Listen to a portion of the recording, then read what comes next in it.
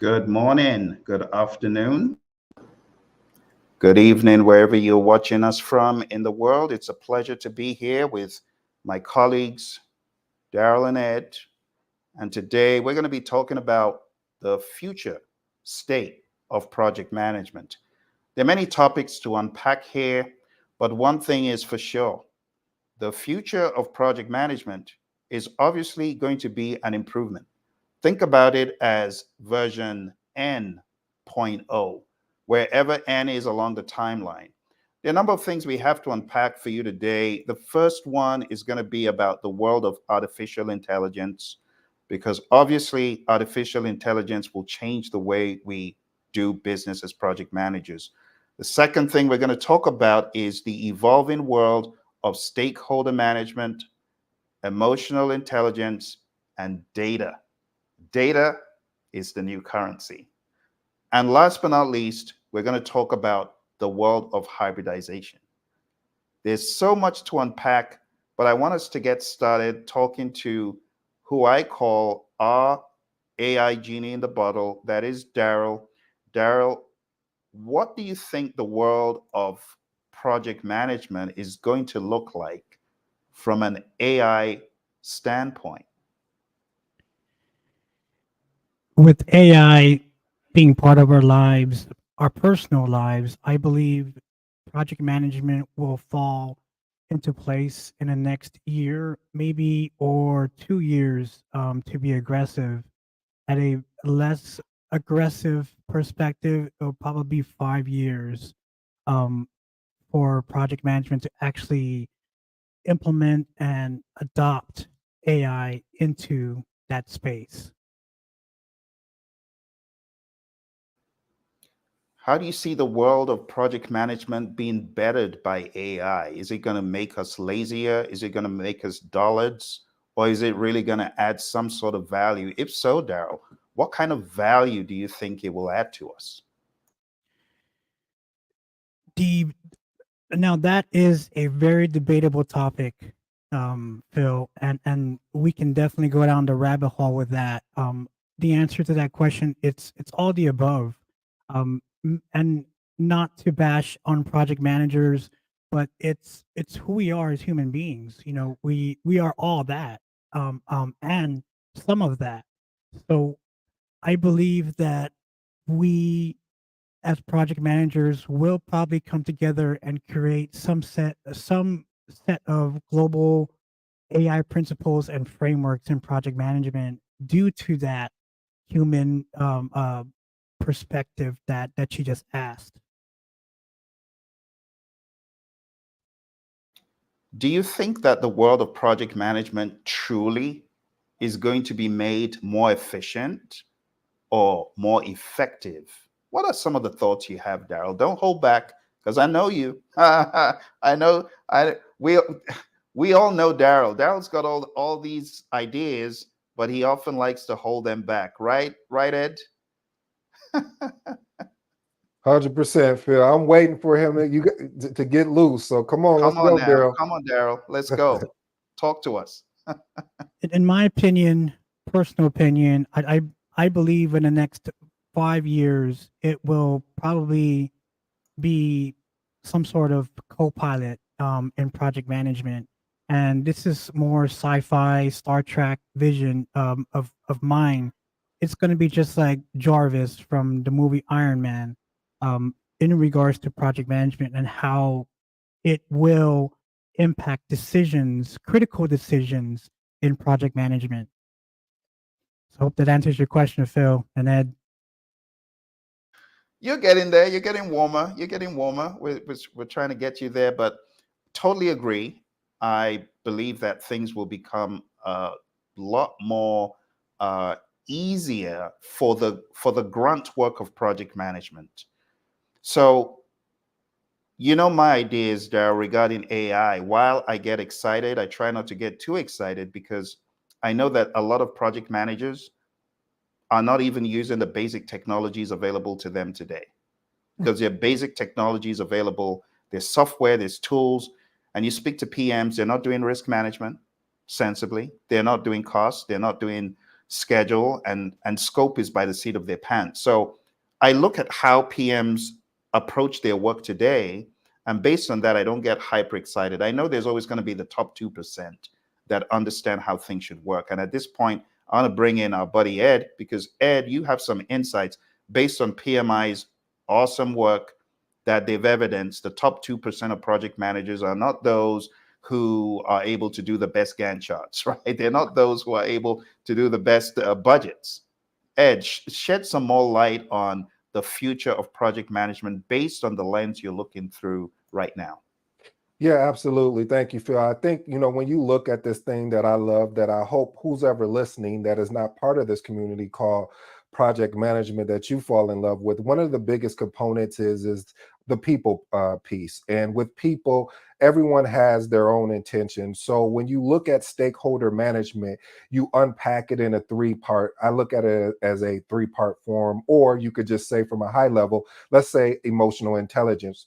You have stakeholder management, you have conflict resolution, and change management. These are the components that I want to look at. But let's unpack conflict resolution.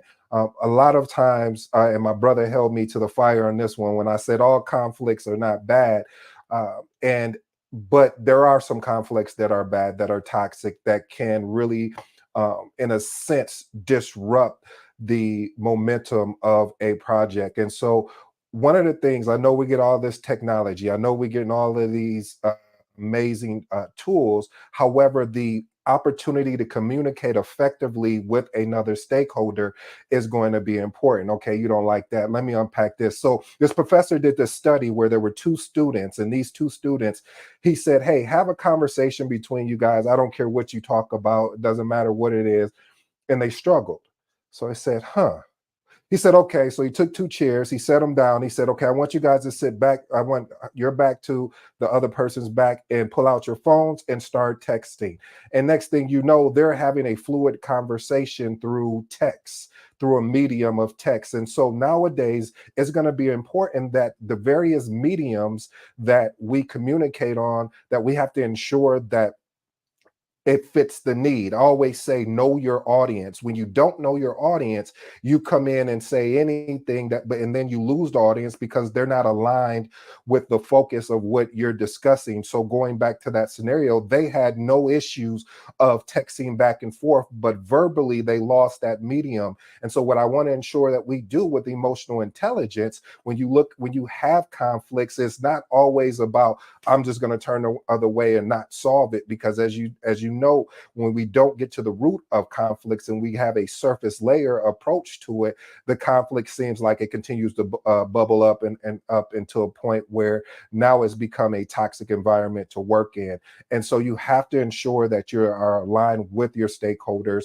Now transitioning into change management. Change management from a standpoint, and I'm talking from a people standpoint, not from just change management of, hey, we need to make a change on this particular project. I'm talking about change management for people, the ability to guide teams and stakeholders through changes with empathy, and watch this, emotional support. I know that's the big word of the day. Anytime I say emotional support, we're gonna go like this, or put a one in the comments, because it's important that we don't lose that aspect of the transition. Anytime there's change, you have to support that emotional factor, because people love being comfortable. I love to be comfortable, but Phil always makes us uncomfortable. We're uncomfortable today. We had to do a lot. Phil thought of a strategy. We're executing it now. But the whole point of it is that it's important that we understand the value of the emotional support that's going to be required, and have empathy with people that you're working with. Here's my last and final point, Phil. I won't hold you too long. Collaborative decision making. You see, I didn't say collaborative change making. There's a difference. We know decisions and decisions and choices, I should have said. We shouldn't have, there's a difference. A choice is that you have options. A decisions, you've made you cut off everything else. You said, this is it. This is what we're going forward with. If this doesn't work out, we have the ability to pivot. However, you still need that feedback. How do I get that feedback? Well, we have a transparent approach where, of course, I know your feelings are going to be involved, but I'm not attacking you Mr. or Mrs. Stakeholder. I am tackling the work. I am discussing the work. And when we're discussing the work, I am showing you, hey, this is this, but I don't do it every 6 months or every quarter. I do it repeatedly. So this doesn't look new to you. This doesn't look like, oh, now all of a sudden you're saying, no, I'm giving you positive and I'm giving you areas of opportunity for growth. Who doesn't want to grow? I know there's some out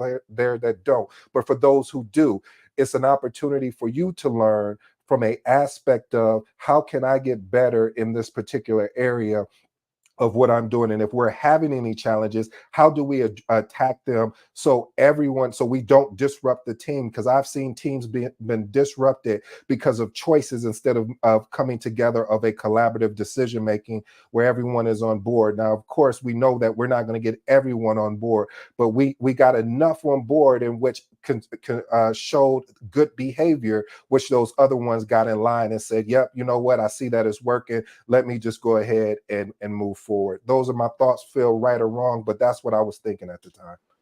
I Hey, love it, Phil and Ed. Ed, Brilliant. I wanted to unpack and interpret it in more of a Joe Schmo fashion, as far as what I understand, what Ed was explaining. As people and as human beings, we were taught three things growing up, being raised wherever you are: reading, writing, and arithmetic.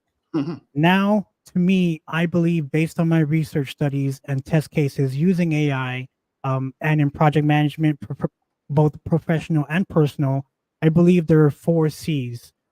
And the 4 C's are: 1, critical thinking; 2, communication; 3, creativity; and 4, collaboration. Now, those 4 C's, I believe, will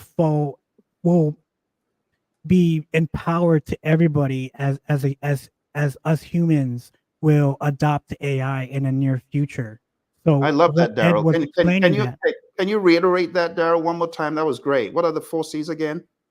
4 C's are critical thinking, communication, creativity, and collaboration. And I love it. I believe that as human beings, we're paving that path for the restructuring of our brains and our minds of who we are as human species. And project management is going to play a huge part because project management is everywhere. You know, you can dissect it down to ancient times. That's how they built the pyramids. That's how they built Göbekli Tepe. Um, uh, Everything that you see around you is a project because it has a start and a finish. And I'm going to bring it back to you both.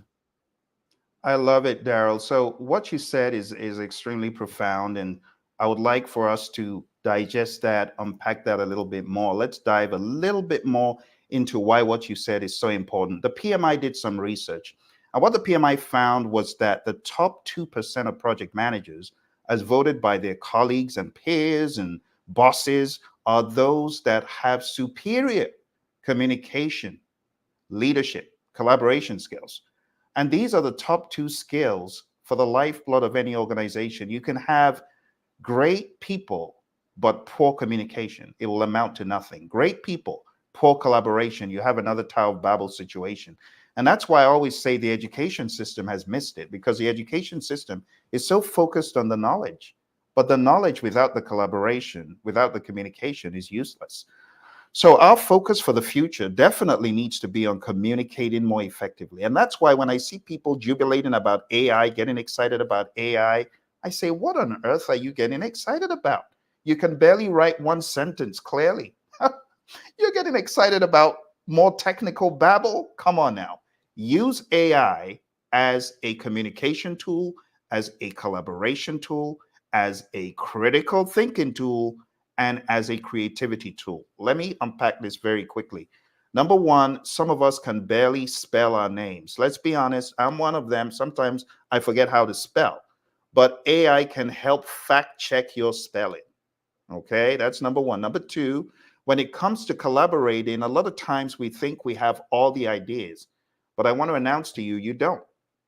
AI can accelerate how effectively you as a team collaborate by asking it the right questions, by prompting AI the right way. You can have a windfall of collaborative ideas. It could ease the schisms and the difficulty. If you want to know more, ask us questions after. Critical thinking.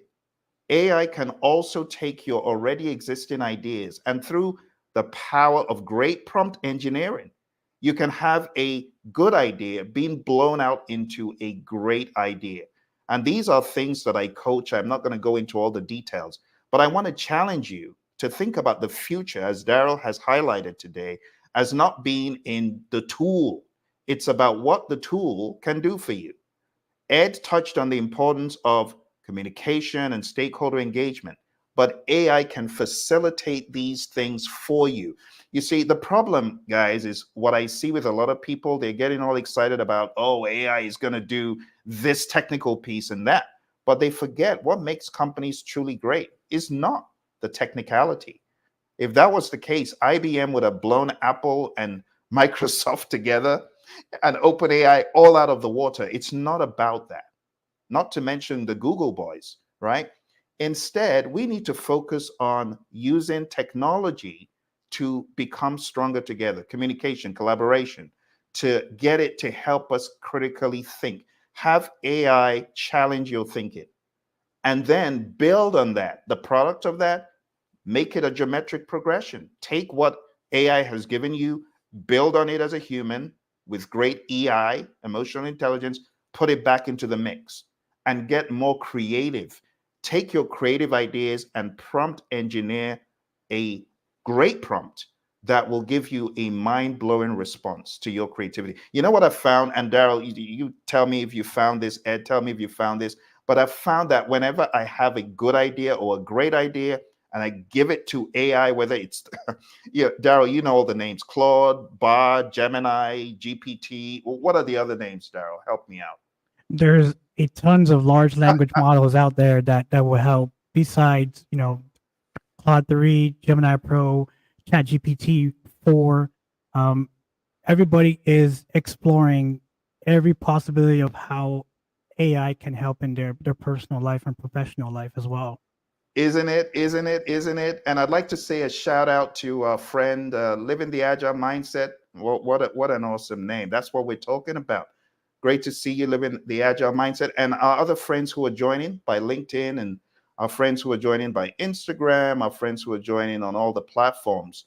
We're keen on knowing what you are thinking. What are you thinking about the future of artificial intelligence, the future of collaboration, the future of project management? We want to know. But Daryl, all the regular suspects you mentioned, thank you for that. Our goal shouldn't be to just use that for the technical piece. Do you see people falling into that trap, Ed, of, oh, well, AI is going to do all this technical stuff for us, and that is the pinnacle of it all? Do you see people falling into that trap? Yeah, I actually do. And it's funny because it kind of reminds me of when Microsoft Project came out for people that were starting to build schedules. And it made me realize when Daryl showed us actually how you really truly build a schedule, it wasn't, people didn't approach it like that. When I was building schedules, I never approached it in that manner. So I wasn't leveraging the tool properly. And a lot of times we get these tools and we don't leverage them properly, meaning we understand this is a tool to help us grow, but we still got to put in the proper data. We have to be able to disseminate that information with the proper stakeholders. It's sort of like communication. Some people prefer a verbal conversation versus if you send them a long email, they'll check out on you. So you may have to send them a high level in Teams to say, hey, this is what we're talking about, and check this out in this particular email. So yes, I definitely agree with you, Phil. Absolutely, Ed. And honestly, based on what you just said, that is probably why the Teams and the Zooms of this world are adding their AI component to summarize what is being said. Right now, we already have the closed captioning on all these because people know why they're there for the meeting. Isn't just to talk about stuff. It's to really collaborate and let that stuff marinate. My buddy Rick Brinkman, he says, have a flight management system. And all these AI pieces that are being added to Teams and Zoom, they're just allowing people to do a better job in collaborating, because that's the end goal. The end goal isn't to create the next iPhone. The end goal should be, how do we reach as many people as possible with it? You know, like the PMI very recently in their PMBOK 7, I like the way they emphasize the importance of outcome over output, because a lot of times people are like, well, the project is to create X, Y, or Z. No, newsflash. Future state of project management is understanding that our project is doing more. It's meant to do more than just, okay, here is the output. It's the benefits we're looking for. It's the value. It's the overall outcome. So talking about the future project management, I think our friend Daryl has summarized it very nicely. It boils down to the 4 C's of communicating more effectively, collaborating more effectively, and talking about collaborating more effectively, another C word that we need to think about is conflict, being able to better resolve conflict. And newsflash, we're going to give you this one for free, right? For free, we're going to let you know that you can prompt engineer a conflict situation in your company. And AI, I want to give some recommendations. Gemini is so impartial that it's almost impartial to a fault, which could be a strong point when you're dealing with conflict situations. You got a conflict situation, prompt engineered into Gemini. You will get some pretty challenging responses, good responses. Put it into GPT, you'll get some good responses, but Gemini is such a good mediator, right? And if you are at a loss for how to do these things, just ask. We'll show you how to do it. But moving beyond this, we have so many other things to talk about. And one of the things that we haven't hit yet is, in the evolving landscape of project management, hybrid is here to stay. Now, this is always a hot topic on social media because we have the agile Puritans. Let's talk about the agile Puritans for a second. The agile Puritans are those who think project management is useless. Hey, let's speak to you, project management bashers. You know, there's some people who think project management is, what is that? Why isn't everyone agile? That mindset and behavior is actually not agile, because agile is able to adapt and morph as the situation demands. For example, one of my buddies, Colin, he does all these big old schedules, and he said, Phil, for a nuclear plant shutdown, this is probably one you want to do with a predictive mindset. You want to plan everything down to the last 15 seconds. And I could absolutely understand what Colin was saying, because agile is not for every single project in the framework. But I will say that agile should be on the menu for every single project in the mind state and the philosophy. Your philosophy needs to be agile. Your framework may not be agile. Your framework could be hybrid. In fact, for many projects in the future, it's going to be hybrid project management. So let me unpack what I'm talking about very quickly. The evolving landscape of project management, hybrid is here to stay. The traditional office setting, of course, is going away. So talking about hybrid, we could talk about a new state of hybrid work, but we could also talk about a new state of hybrid frameworks.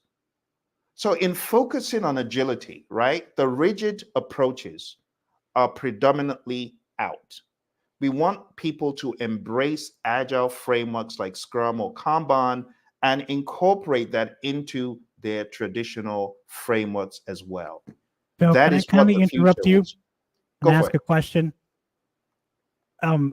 Since AI has been drilled into our brains, you know, due to social media, you know, you turn on the TV, you go on YouTube, you go on TikTok, any social platform. Can you dive a little deeper about what is meant by hybrid? Are we also talking about automation within that environment in Great project management? question. Thank you, Daryl. And I want to say a big shout out to my buddy Hector. Hector, good to see you. I've been seeing the good work you've been doing in your PMI chapter. Just keep on doing that great work.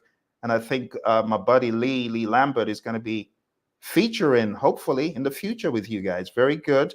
Thank you for that. And our friend Diane, good to see you.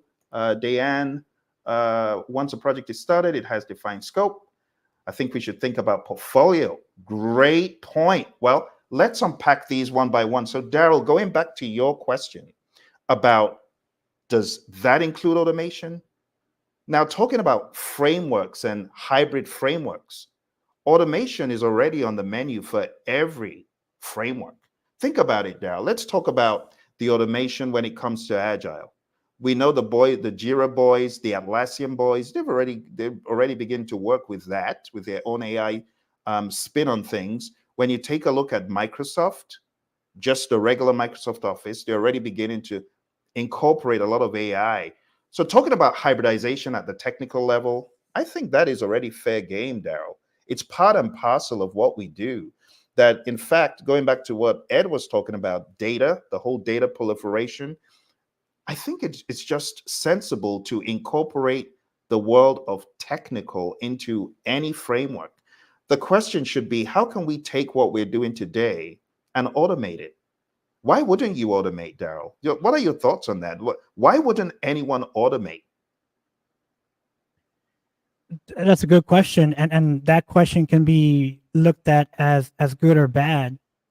Starting with the bad, it can take away jobs, like the junior project schedulers, the junior project controllers, even the junior project managers, even to the extent of the new up and coming project managers, because at that level, unfortunately, businesses and companies are always looking for the cheapest dollar out there and the cheapest resource. So I believe in the next 5 years, to be less aggressive, I believe those types of jobs will get taken over by AI.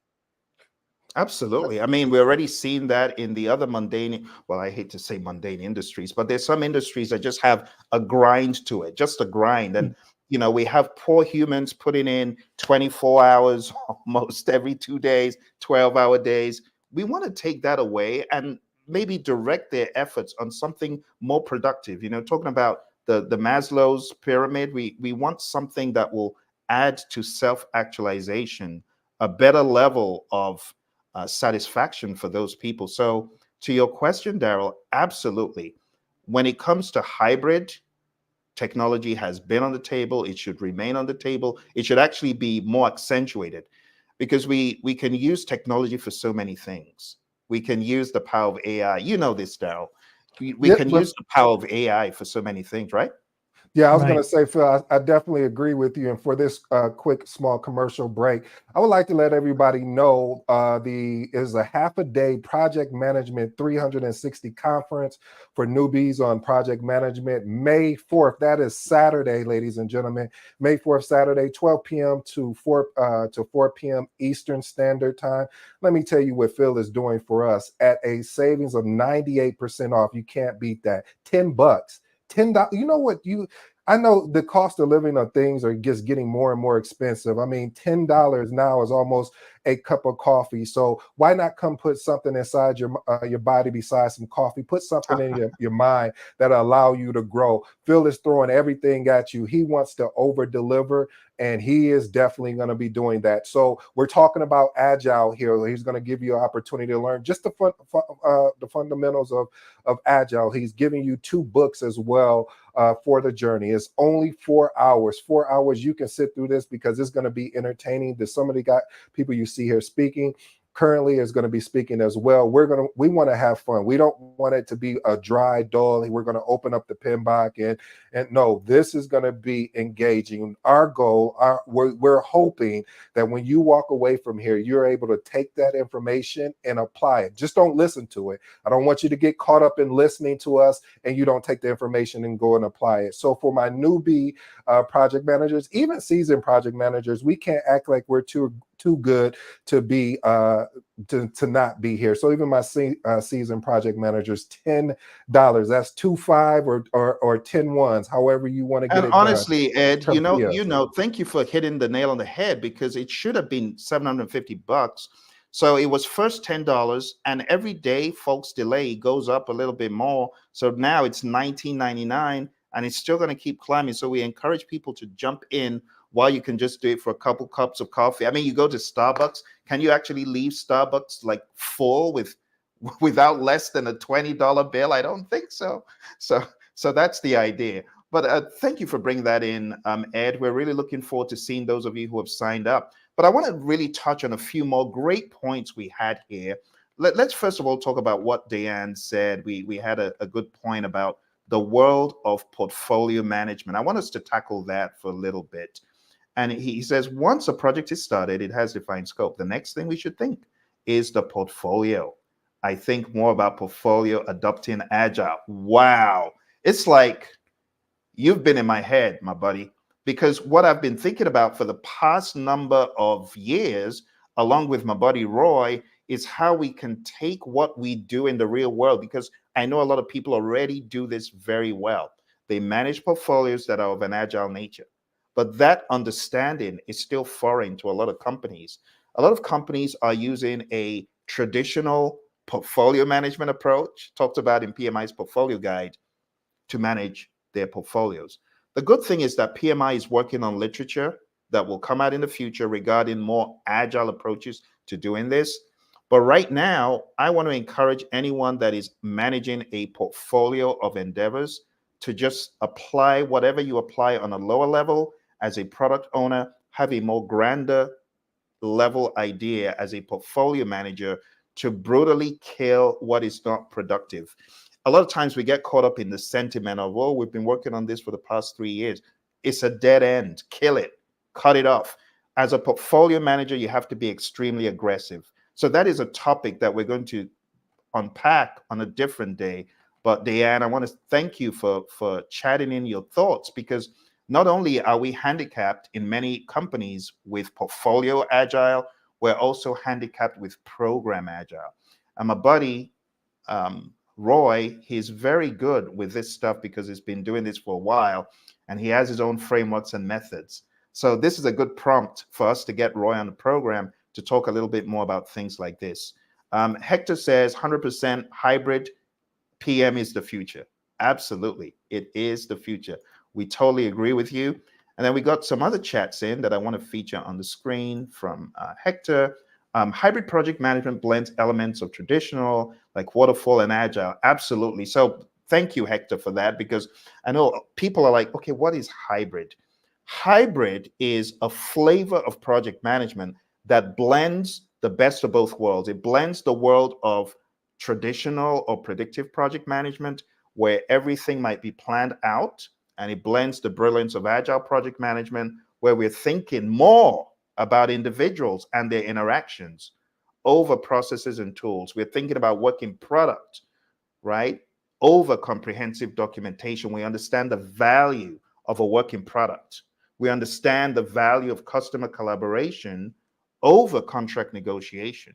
We understand the value of responding to change. And honestly, that is the thesis for the agile mindset: responding to change over following a plan. Because we don't want to be like the Kodaks of this world, right? We don't want to be like the Toys R Us's of this world, or the Circuit Cities of this world, who were not able to effectively adapt. So when we talk about the world of hybrid, as Hector is saying here, it's combining the best of both worlds, combining the agile mindedness, combining predictive. Now let's talk about why predictive should not be demonized. It should not be demonized because, like the example I gave you, a nuclear plant shut down, it has its place. In construction, it has its place, but at the same time, my friends in construction know this. I wrote a book very recently, and it's called Agile in Construction and Linear Environments. So in that world, there is a ton of opportunity to be more agile, right? There are opportunities you can just sneak them in. You just see them in plain sight. This is an opportunity for agile, and we don't want to miss those things. Hector says this approach allows teams to customize their process, maximizing the strength of both approaches. Absolutely, right on the money. And he says it may or may not include AI and automation. And some people don't have the bandwidth to do it well. You know, my mindset is whatever is worth doing well. Don't do a crummy automation implementation. But as much as possible, I want to encourage people, and I'm sure that Daryl and Ed share the same thoughts. We're just talking about somewhere near Ed's house. They have taken the manual way of doing things at what is the fast food joint, Ed, that is doing this? McDonald's. McDonald's. Full So automation. they've cut out all of the human hands handling your food. What are they doing, Ed? Tell us. So basically, what they did is they have a smaller square foot print for the automation. There was only one manager there. There was one cash register there, but they had all these kiosks set up for you to go and punch in your food. And once your food is ready, it's slid down this, I don't know what deal you want to say. You pick it up and you go. When you go through drive-through, they ask, hey, did you use the app? Because if you use the app, all you have to do is just really go around the drive-through. But they reduce the head count within the facility. So now with the reduced head count, I mean, you don't need all those people to run the dining room floor as you would see, because I would normally see anywhere from 3 to 4 people, like 2 or 3 cash registers, and they replace all of that again with kiosks. So honestly, and this brings up a good question, our viewers, and thank you, NC Worker. We see you. Great to see you. Our buddy NC Worker has been a really great viewer on a lot of our channels. So good to see you. And honestly, I'm curious to know from you folks watching, is this a good thing for business? Is this a good thing for the world, where instead of having people handle your food, think about it, be open-minded, people handle your food who may not have the best intentions. That's all I'm going to say, versus having an automated process that takes away that piece. And I'm not saying for every single establishment. So let's talk about Red Lobster, or I shouldn't be giving all them these promos. Let's talk about just any restaurant, right? How would you feel if your waiter was a robot?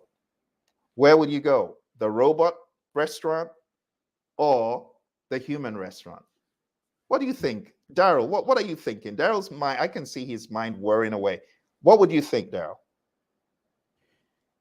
I believe it's going to be a hybrid perspective, both humans and robots, and we're going to have to learn to work with robots and AI agents in the future. Would you rather go to a robot restaurant or a human restaurant, Daryl?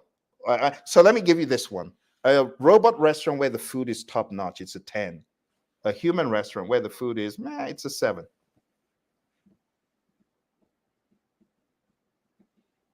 I believe, oh boy, that's a tough question. And the way my mind is thinking is, it's going to be that way in the next 5-10 years, especially now that McDonald's has been on the test phase about it. Even Amazon and Tesla has been doing that. So that would be interesting to fully see, in person, to see how a robot interacting with a robot in customer service will play out. Yeah. So Ed, you inspired a book that I'm writing about customer service. You tell me, what would you prefer? 10 restaurant with robot or 7 with a human? Yes, this is my thing right here. So if I start getting excited, just calm me down. So I would rather go to I'm taking deep breaths as I'm talking. Go to a 7 restaurant versus the robot piece. Because I even look at it like this, Phil. When I go to a store and they have the automated checkout, I don't go through the automated checkout. I go through the people checkout. Why do I do that? Well, there were certain things that were happening when people were going through these automated checkouts that they forgot to pay for things and it was by accident. And that accident turned into potential that company thought they were stealing from them, which again, if you're on the side of the company, you're like, yeah, why you're stealing from us in a sense. So I say all that to say, having a robot versus the people, I'm always about the people aspect of things, because when you go to a restaurant, you're going for the experience. You're not going yes, you're going for the food to eat, but the experience with it really makes you go out and spend the money. And this is coming from it, like saying, if you know how to cook, or and nowadays, like I said, you can order any meal plan from anywhere and basically won't need to go out. So I would prefer to work with a person, because I'm going there for the experience, the interactions, and what did this person, what happened today, and things like that. So that's what I would do. What about you, Phil? Absolutely. Well, for me, if I'm in a hurry, I'm going to do the 10. I'm going to do the robot if I'm in a hurry. But if I want to have, like you said, an experience, I'm going to go to where I may get food that is not as great, but is okay. And I don't want to give any promos, but we have a really awesome Brazilian steakhouse. And if I felt their food was more like a 9 and I had great customer service versus a 10 with a robot, I would go to the 9. 7 is is a little bit subjective on the lower end, but I think what is going to happen, based on what I'm seeing in industry, and you can go look up Porter's Forces. But Porter's Forces just tells us that based on the competition in the market space, you're going to see an attitude adjustments to the other business in the market space. So what McDonald's is doing, they might be first to market in that regard, but there's going to be copycats. And then the factors that determine who emerges first are now going to be something different. Maybe they now have to watch how they bring in AI with a human touch. Maybe you include a voice at the register as opposed to no voice, just pick your food and go, or something that will mimic the EI that everybody's looking for, because everyone wants to be heard and everyone wants to be appreciated. It's a very good conversation. We have another one from our buddy Hector, and Hector says, this allows teams to customize their processes, talking about hybrid. Remember, we're talking about hybrid, and he went further to say, could include automation or not. Very good points, Hector. And he says, AI and automation are most valuable when you have too much data to analyze. And that's a very good point. Because, in this evolving world of ours in project management, tech is taking center stage. Project management software is becoming even more crucial. We're seeing I don't want to give them all the promos, but I have to mention them, the ClickUps, the Asanas, the Jiras, the Confluences, so on and so forth, right? We're seeing how these folks are more and more aware of technology. So as far as the point that Hector is making here, not only is tech taking center stage, but as he alluded to, data-driven decisions, they're becoming even more and more crucial for business. So using data analytics to identify roadblocks, to measure team performance, make informed decisions. We see this all the time, which is why data analysis is huge now. In fact, anyone who is not analyzing their data, no matter how big or small the company, they're leaving money. They're leaving millions and billions on the table. So we encourage project managers to have this new mindset, this sensitivity to AI and automation. Hector also alluded to this can help companies struggling to manage their project management portfolios and make data decisions. Going back to Diane's great comment about portfolio management, you got to also put in that spin, right? That spin of data analysis. And Hector says it can also help organizations to make better data-driven decisions. And he gave 5 organizational challenges of this industry we're in. There's a lack of standardization. Hello. Haven't you gone to companies where, you ask them, oh, do you have an approach to project management? And the answer is, no, project managers are mature enough to do whatever they like. What? So that right there is a problem, because there's definitely going to be an accentuation of standardization, even if it is in the world of agile. I know the agile Puritans are going to be mad at this, but even in the world of agile, there should be some order. There should be some structure. There should be some governance. Okay. And then we also have here very good points from Hector. Hector's been a PMP. I met Hector, goodness gracious, Hector, that was like 15 years, 14 years ago. 14 years ago? My goodness, it's unbelievable. It's been 14 years. He says conflicting methodologies. That's true. Just what I was saying. Visibility gaps, resource allocations, conflicts, and absolutely cultural mismatch. Elvis, Mr. Anyawu, very good. Thank you for signing up to the webinar, buddy. We're looking forward to seeing you.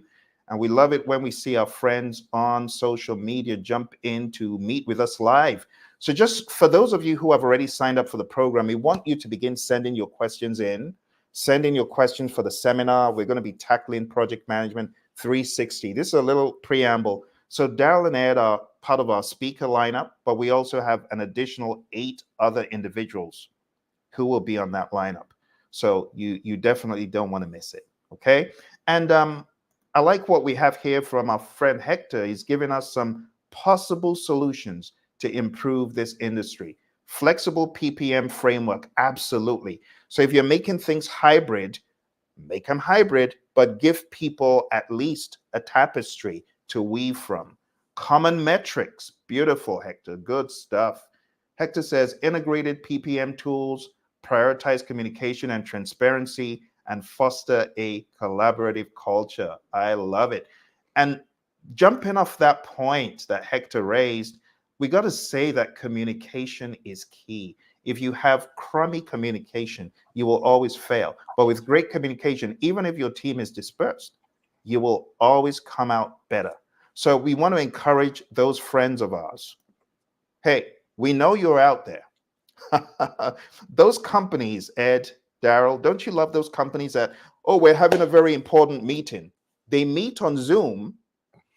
They show the PowerPoint. Hey, they can you imagine how lackluster this would have been with just the presentation showing like this, without seeing these brilliant individuals, without seeing the contributions coming in from our awesome viewers? How lackluster would that have been? And that's why Alistair Coburn's diagram of how communication gets enriched, we need to be thinking about that, because communication gets richer and richer as you introduce the visual elements.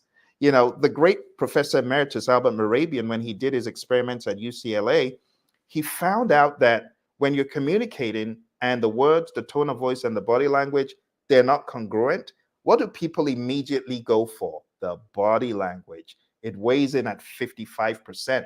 So we have the 55, the 38, and the 7.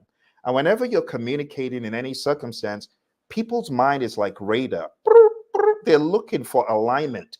And if your body language is, yeah, I'm really glad to be here, they're going to immediately go for the body language, not for the words. They're going to go for the body language.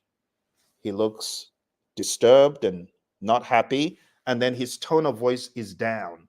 So people are always going to try to measure up words, tone of voice, and body language. And the moment they get a misalignment, they are going to go for the body language, which is why the body language is so important for a project manager.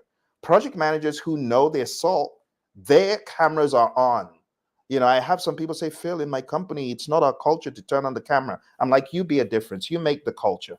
Your behavior will begin to generate this great culture. So as far as, you know, the future of project management, I see the future tending towards companies saying, okay, part of our policy is cameras are on, because you're missing out on a huge amount of the message if all you do is hide behind a PowerPoint. If people aren't seeing your tone of your face, they're hearing your tone of voice quite all right, but that's not enough. The body language just takes it up a notch, right? And all the content richness of communicating as we have it in the world today, the chat. Have you guys ever been on any of PMI's lives? Any of PMI's live webinars? I haven't, Phil. Oh my goodness. So Yeah. where the action isn't in the video. The action, the action is in the chat. The action is happening in the chat. I've found out that the way people learn these days and the way they communicate in webinars is very different. You know, some people are like, well, I just want to hear what the listener, what the author is talking about. Well, you might be missing out if you're not looking at the chat. Like, look at the brilliance of chat. So this stuff that Hector chatted in, brilliant nuggets. Can you imagine without that? We would have gone in a totally different direction. So what I'm trying to say is that the future of project management is harnessing technology. It's harnessing new ideas. It's harnessing the power of communication using AI. It's harnessing the power of automation.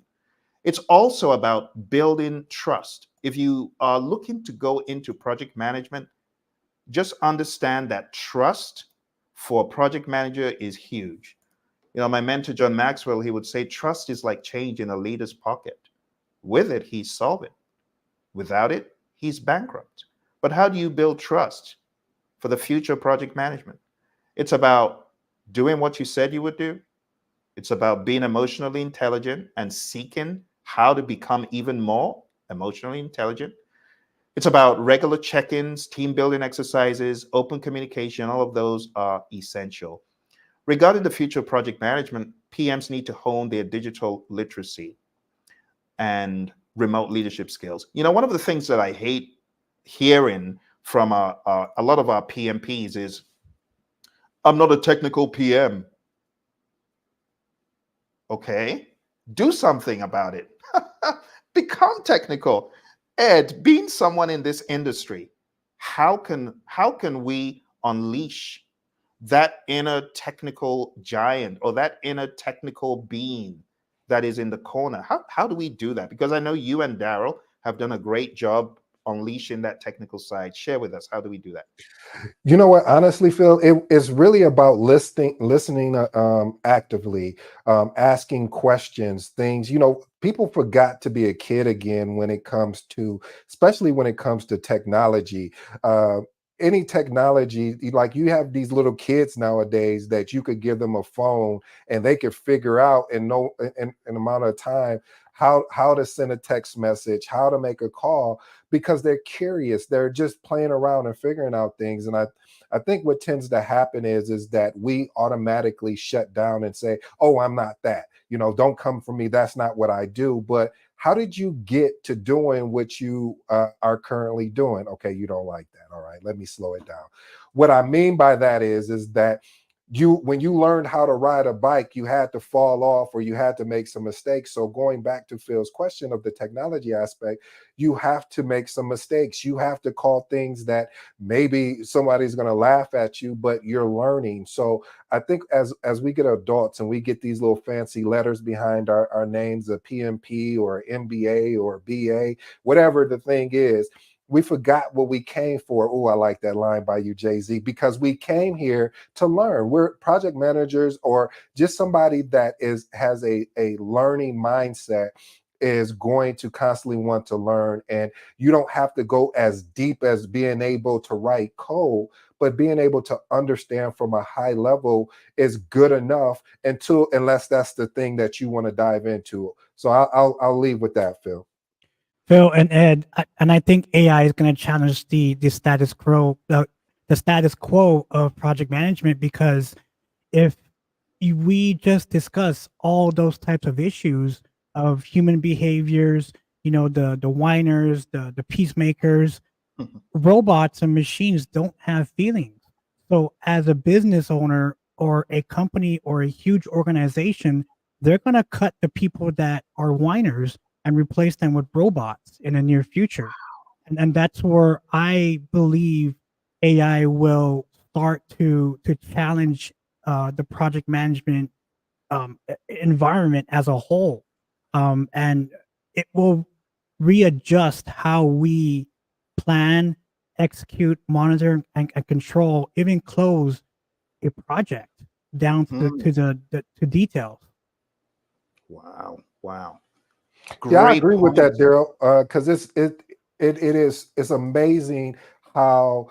But the question I have back to you is, with that being the change, how do you think people are going to adapt to the change effectively without getting so lost in the adaptation process, meaning trying to learn everything? It's sort of like the shiny object syndrome. You're learning this one day, and then you never have an opportunity. I don't like using the word master, but never have an opportunity to really have a deep focused learning. So how does someone really continue to move forward with these changes and everything? I don't think we're able to answer that as project managers or even as human species, because like I said, AI is here to stay, and AI will challenge, the way we think, the way we're wired, even structured, to the point where feelings and the behaviors of of human beings are going to be challenged in the next future, probably in the next 2 years. Elon Musk just recently tweeted yesterday that he thinks artificial general intelligence, which means an AI will hopefully think on its own and do things on its own by getting or by receiving a task from a human being, it will be implemented or incorporated into our society by next year. And Wow. that's pretty aggressive. Yeah. Now, with AI researchers and me on and just unpacking the AI environment, that's that's really impactful and that's really aggressive as far as the prediction of where AI is going to be implemented into, the human species. Pretty much, and the words of David Shapiro, we are creating our successor species Mm. as of right now, and it's going to be interesting to see. I definitely agree. Good. These Good these point. these are really great points and Yeah. sobering points. Now, that last comment you made, Daryl, is that something that we is that something we should be sad about? I'm reading this book by Alan Turing called it's about why we think the way we think, or can machines think. It's making me going on this rabbit hole of the cognitive architecture of the human brain, because Mm, it's going to challenge us. It really mhm. is. And as project managers, are we ready to accept that and adopt to that? Mm, Because by all means, we're not accustomed to change, no matter who yeah, we are or where we came from. We love we love drama. We love true.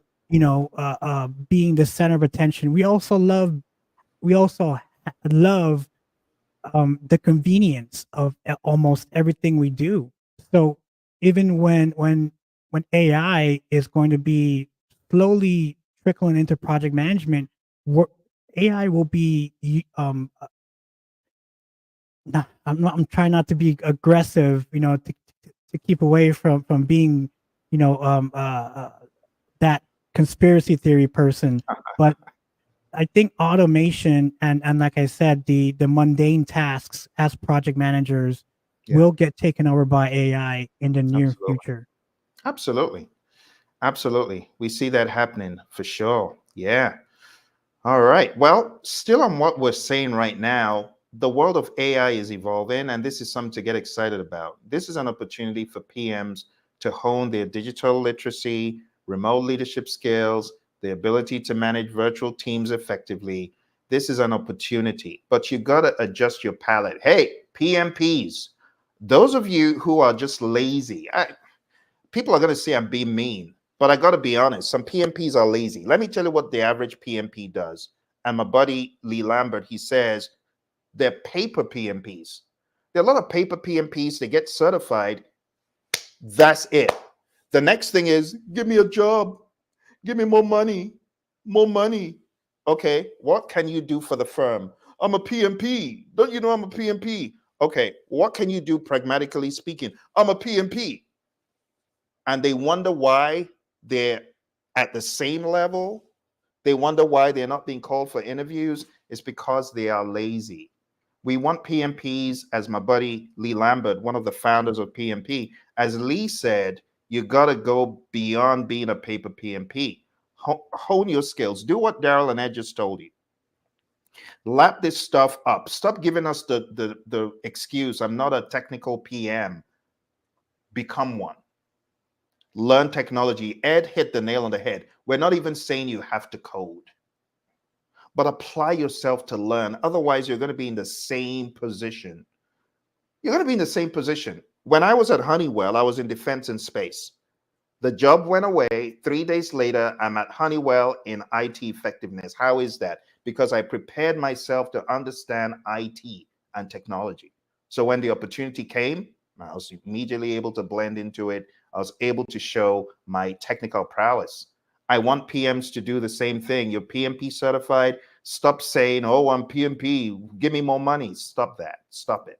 You can barely add a penny of value to the firm. You being there is they're actually doing you a favor. I'm just being honest. I'm being honest. Okay. So we want to encourage PMs to go beyond, I'm a PMP. We want them to begin to equip themselves better. Now, when it comes to security, the future of project management is going to be even greater accentuated with security matters, right? With a distributed workforce, cybersecurity is top priority.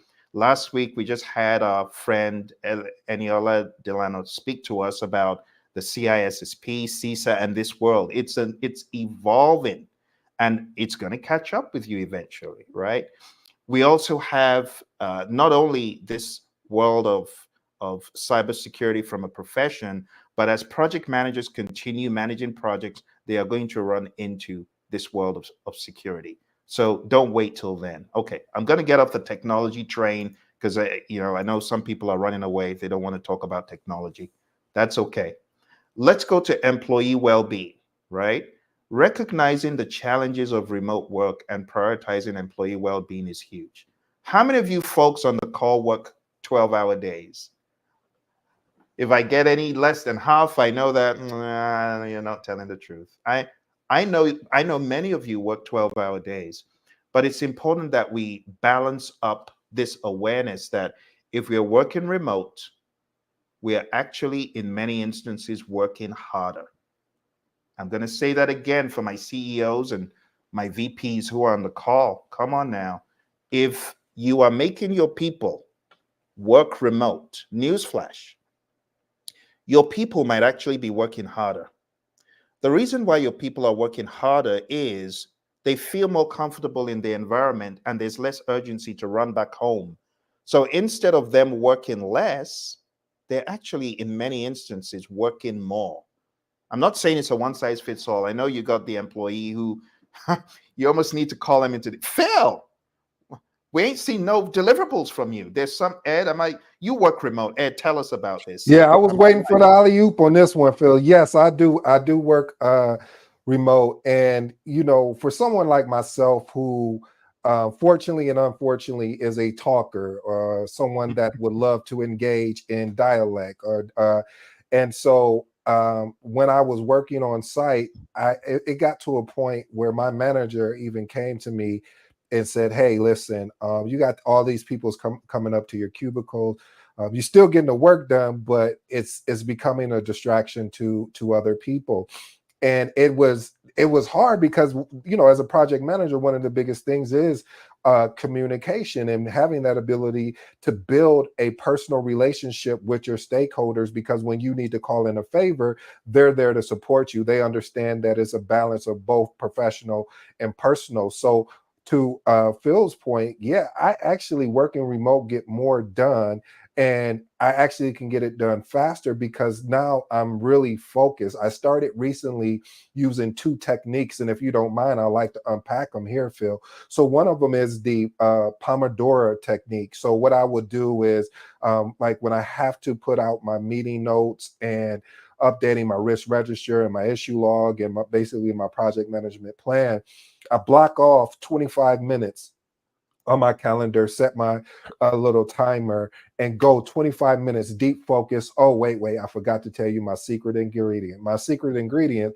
is putting my phone in do not disturb, because if you don't do that, I don't care who you are. You may be the most focused person in the world, but one of those things could, notifications could catch your attention. And at that point, you're stuck. Like, should I respond or should? So I eliminate all of that, so I don't have that tendency to do that. And literally, I've really found out how valuable that has been to me as far as a project manager, having the ability to really just focus in on a thing. And I'm actually getting, there's certain times where I get things done faster. And then there's certain times where now I've got it done. Now I need to go look at something else because I need to do a deeper dive on it from more of because I work in cybersecurity. So it's like, I need to do a deeper dive into the information that I'm looking at. And I have that window because I'm focused and I'm really locked in there.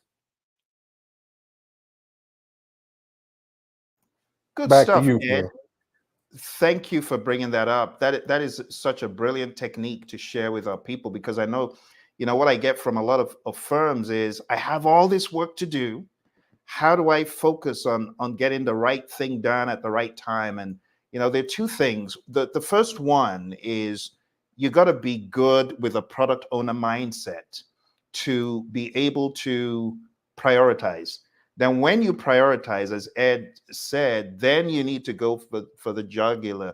You got to go for the annoying little distractors. So you got to use the Pomodoro technique, right?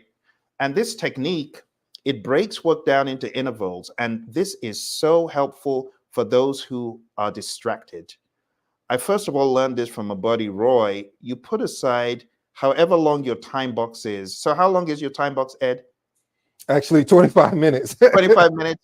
Yeah. 25 is a sweet spot, because you got 5 minutes, before your top of the hour next meeting, or Yeah. whatever that might be. And you just go for it. And there's a way it works. And let's tackle the way it works very quick for those who haven't heard about it. So as Ed alluded to, you want to choose a task. They actually have these Pomodoro timers, these tomato timers. But what you use a phone, did you say, Ed? No, I actually use the app, the Pomodoro, like you said, the tomato Pomodoro timer. app?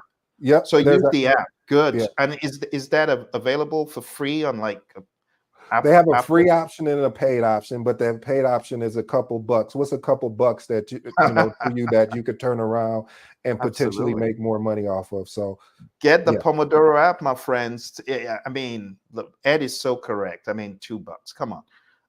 Then you work until the time rings. But Ed brought up a good point. You got to turn off your phone. That's the piece they don't tell you, because if your phone is on, or if notifications are on, you're going to get distracted, and you're going to find yourself in the crazy Outlook pit, also, or the crazy email pit. Don't do that. Shut everything off. If possible, maybe even go to a remote location where you cannot be reached intentionally, right? And then take a short break. Once the timer rings, rinse, repeat, track and adapt. Because there are many people like us, Daryl and I, we know we have this issue. Ed, probably not so much Ed. Ed, I don't know if you have this issue, but I have the shiny object syndrome problem. yes, preach this sermon, Phil. Preach this sermon. The shiny object syndrome, which helps you chase two rabbits, and you know what's going to happen. They're both going to get away, and you're at the end of the day going to be like, what did I accomplish? So you got to use this time blocking. Some people already do this, but they call it time blocking, and that's great. So just do whatever you need to do, but block out the time. Honestly, it's like being agile, because in the world of agile, we break our stuff down into iterations. Then we have a potentially shippable increment at the end of that 25 minutes. In the world of agile, it will be at the end of 2 weeks, or however long your sprint is. And then just keep on getting better. For me, I realize I have to just take myself out of the environment completely. But when you do that, you get a whole lot more done. And speaking about remote work, which is where this whole talk came up, we're talking about employee well-being and being able to work better, not work crazily harder. The Pomodoro technique that Ed brought up is a brilliant way that you can hone in on those deliverables. And honestly, we're mature individuals, right? Hopefully, many of us. We're mature individuals, and we don't need to be micromanaged. We don't need to be micromanaged. We know what to do. And using a Pomodoro approach can help us. The next point before we close today that I want to bring up is being a lifelong learner, as we were alluding to. The PM landscape is constantly evolving. You got to stay ahead of the curve, attend workshops, pursue certifications, continuously learn new skills. If you have not been to an AI training, I want to shamelessly recommend go to tinyurl.com/ChatGPTs, I believe, or just go on Udemy. You find my ChatGPT course, right? I have courses on AI for people.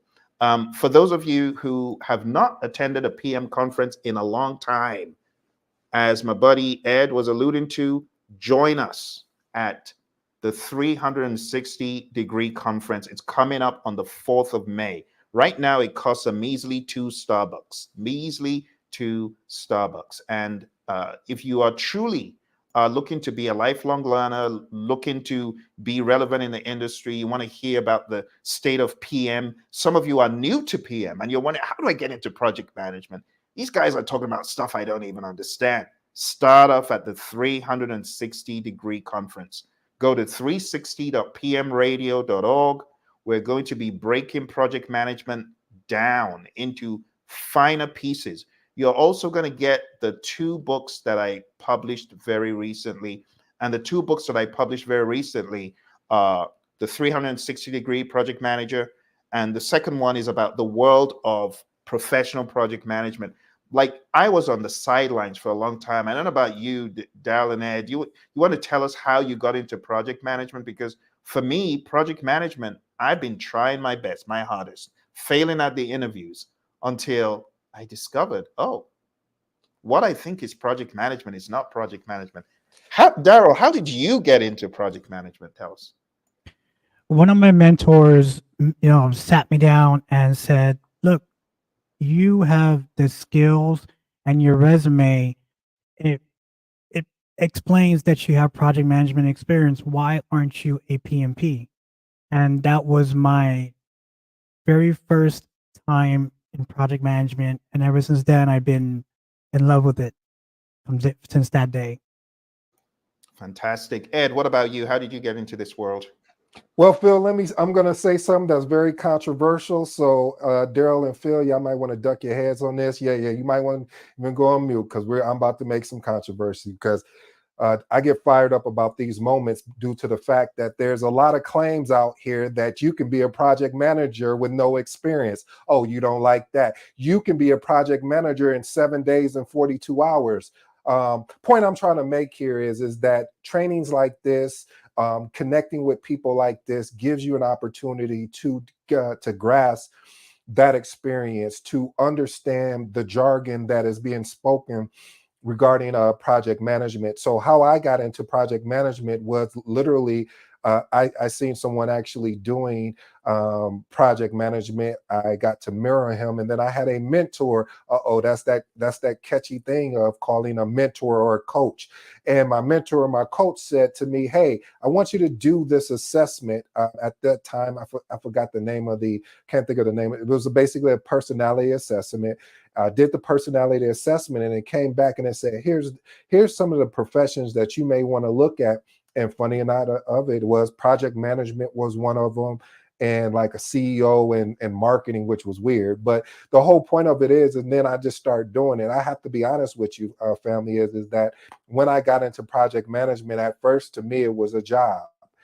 I was doing what I wanted to do or had to do so I can basically take care of my family. And then it went from that to I fell in love with it. And when I fell in love with project management, this is when I started wanting to give back to the community. I wanted to also learn my craft even more than what I've done. Because like Phil talked about, a lot of times, and we've all been guilty of this, we all can step to the line and say, yep, we got those letters. And once we got those letters, meaning we passed that test to get that certification, and all the hard work, the dedication, the tears, the sacrifices that came with it, you're like, oh, now I get to take a break. No, your journey has actually just begun, if we're going to be honest. And because your journey has just begun, there is not a destination. And see, that is a attribute of a growth mindset. You know, there is no destination. It is that you're constantly wanting to get better by being a lifelong learner. And this is what also, as you can see, how PMI started mixing in agile, the mindset of agile. So again, you have to be a life learner if you want to fall in love with this thing that I fell in love with called project management. So thank you, Phil and Daryl. Fantastic. And that's just a tip of the iceberg of the stories that you're going to hear from 8 other additional project managers on the 4th of May. You need to plan to be there, okay? If you have remotely been associated with our training at Praizion or the Project Leadership Institute, go on right now. We need you to sign someone up. The reason why I'm asking you to sign someone up is you can offer a windfall of value, like Ed and Daryl have shared how they got into project management. Honestly, if I knew 10 high school leavers, I'll invite them to this session It's going to elevate them. If I knew 10 people who are already project managers, I would invite them. So go to 360.pmradio.org. You are going to learn not only how to get into project management, you're also going to learn about project management, and you're also going to get 2 books that will frame the way. And this one, I haven't said this anywhere. This is the secret that nobody knows. Those who come for this seminar are going to get access to a lifetime course. And that lifetime course is going to continually elevate your project management, all for the cost of a measly few coffees. Don't miss up on the opportunity. Please go on down to 360.pmradio.org, and you're going to be glad you did. Right, like today, when you sign up, you immediately get the 2 books. So you can immediately begin elevating your consciousness. And then when you come for the training, not only are you going to have the opportunity of hearing from us, it's a half-day boot camp, a half-day training. You're going to become a project leader. Because I know project management is like, everyone knows project management. Well, based on what we've shared today, we're going to show you how to truly become a project leader. We're going to be touching on things that Daryl mentioned, the 4 C's of communication. You're just going to get so good in it. You're going to be aware of how to collaborate. You're going to know the tools of the trade to collaborate. We're going to elevate your critical thinking game with the critical thinking framework we're going to share. Creativity, you kidding? You're going to become more creative because we're going to show you ways to do it that are unparalleled, that have never been shared in a project management conference. Which project management conference teaches you how to be more creative? 0. Which is why you need to join this conference, my friends. Go on down to 360.pmradio.org. Now we're going to summarize all that we talked about today. We have covered a number of topics, but there are 3 pillars: AI, leadership, EI, and continuous learning, which is another bucket, and hybrid. Daryl, I'd love for you to wrap up the piece about AI. If you're going to talk about AI in a few more seconds, what would you say to our friends? Thank you, Phil, and absolutely.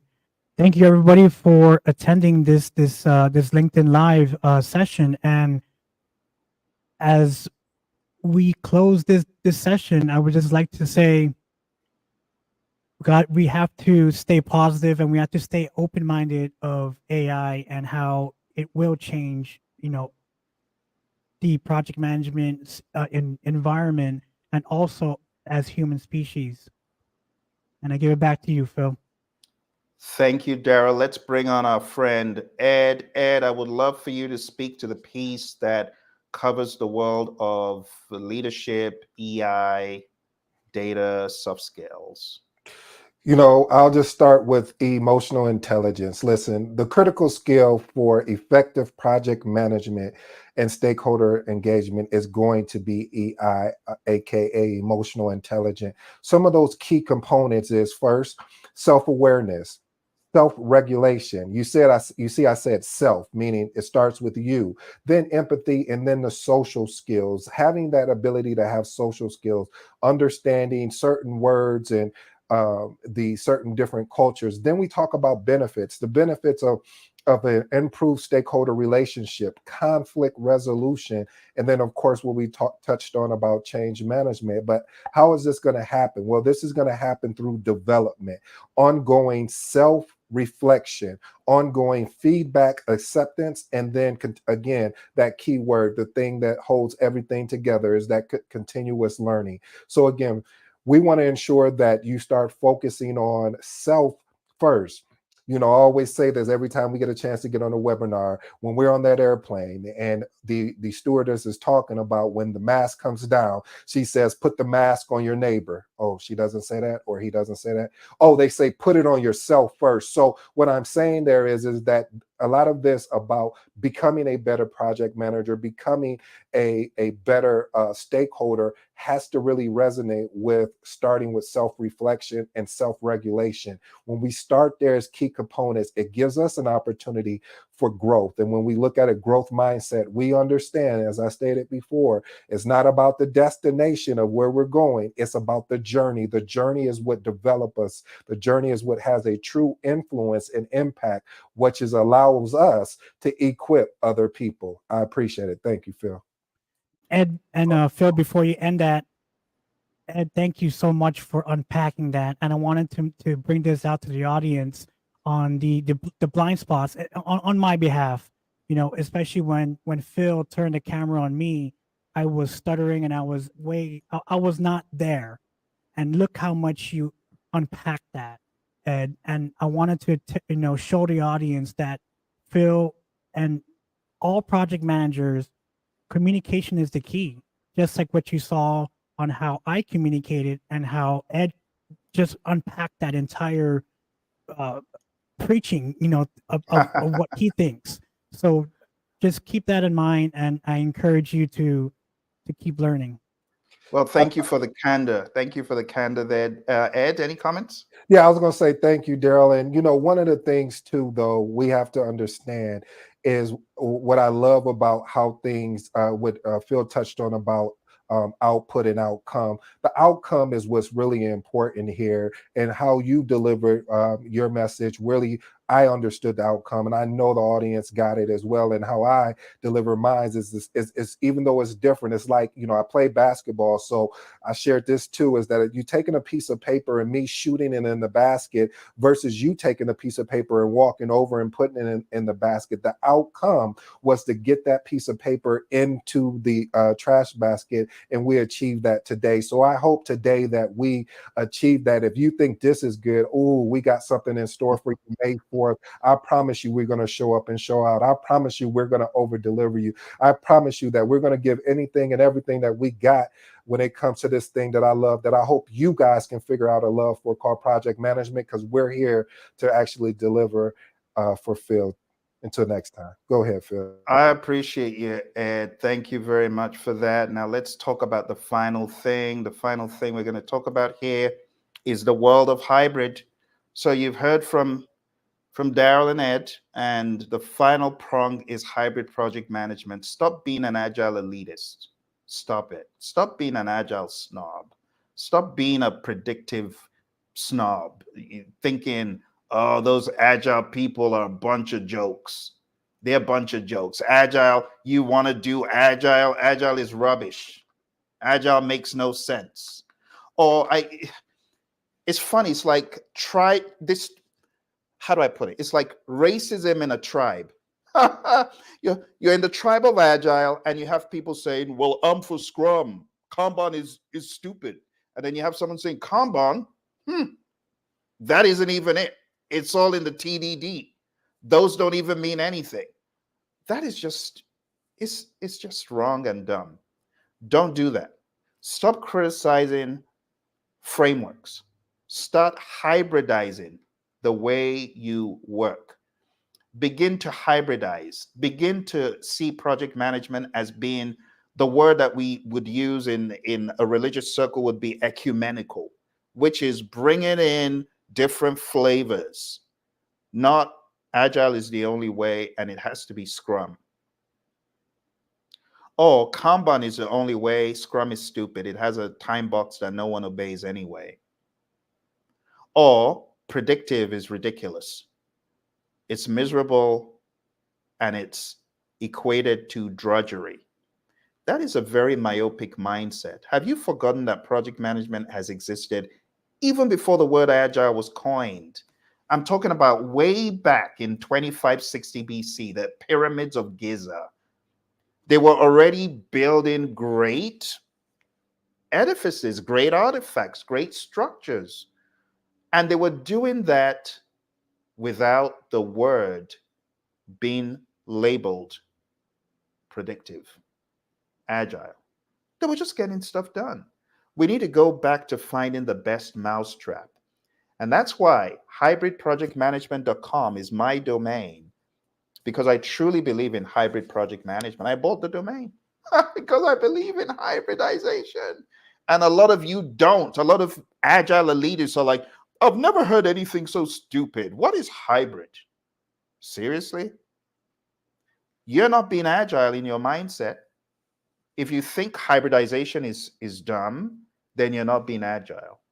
And for my friends in the world of predictive, if you think agile is not worth anything, you're missing out. Trust me, I've been in the very, very heavy world of predictive.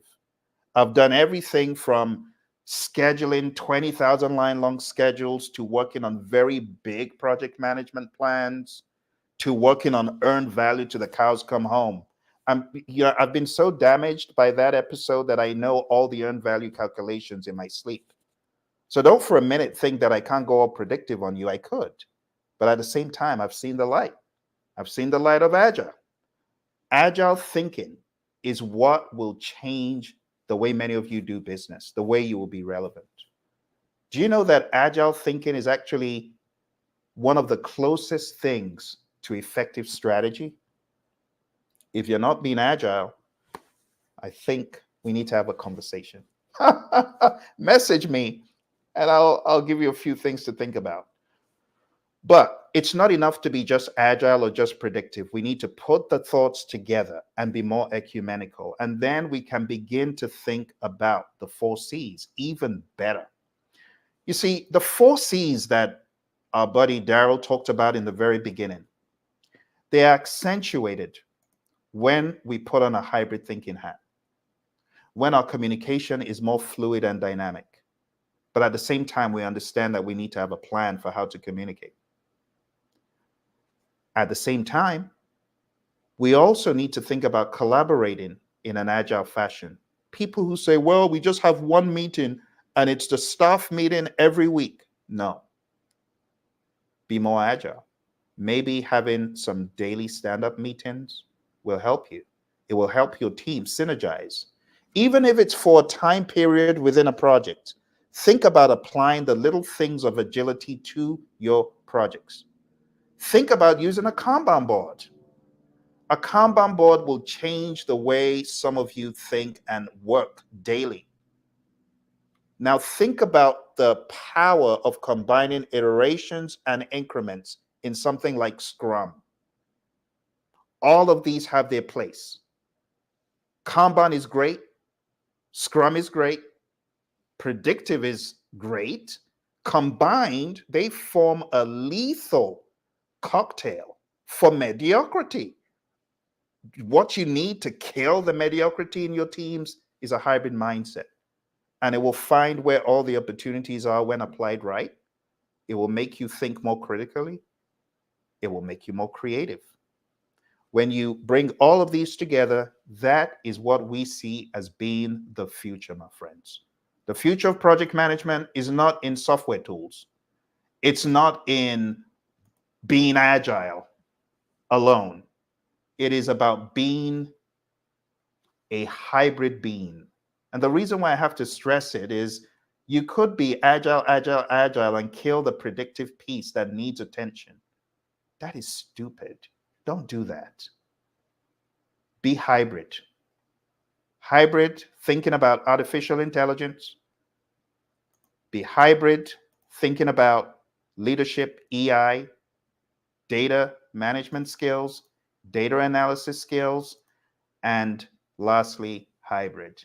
All right, my friends. Well, thank you for staying this long. Thank you very much, our buddy Hector, who contributed immensely to what we had here today.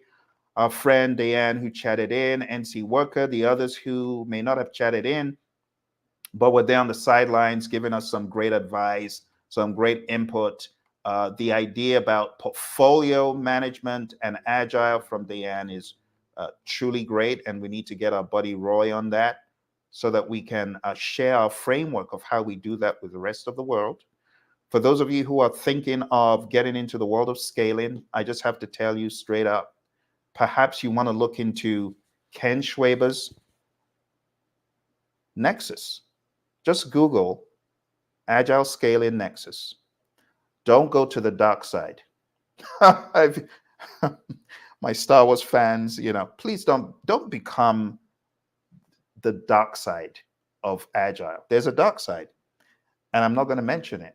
But if you go to the web and ask what is the dark side of scaling, you may get the answer. Don't do that. go to Ken Schwaber's site, scrum.org, look for SPS. The reason why I'm sharing this is I truly believe the future of scaling is a malleable, adaptable, and easy to maneuver framework that you can very quickly tier up, tier mid-sized, tier even lower than that. And it's called Nexus. And the certification behind it is the SPS, Scale Professional Scrum. Truly believe in it. I'm an advocate for it. And I would highly recommend that as a starting point. But don't get caught up in using one mousetrap. There's always a better mousetrap. You know what the better mousetrap is? It's a hybrid mousetrap. Thank you, my friends. Thank you for joining us. From my buddy, Ed. Want to say goodbye to the good people, Ed? Yeah, thank you. Appreciate this opportunity. And again, looking forward to May 4th. So I hope you guys come and check us out. It's going to be a treat. Thank you, Ed. Daryl? Thank you again for today's session, Phil, and everybody out there. I just want to say, explore more, be more, and know more. And see you on May 4th. Thank you, Daryl. See you on May 4th, friends. You know what to do, 360.pmradio.org. Bye for now. You take care. Be safe.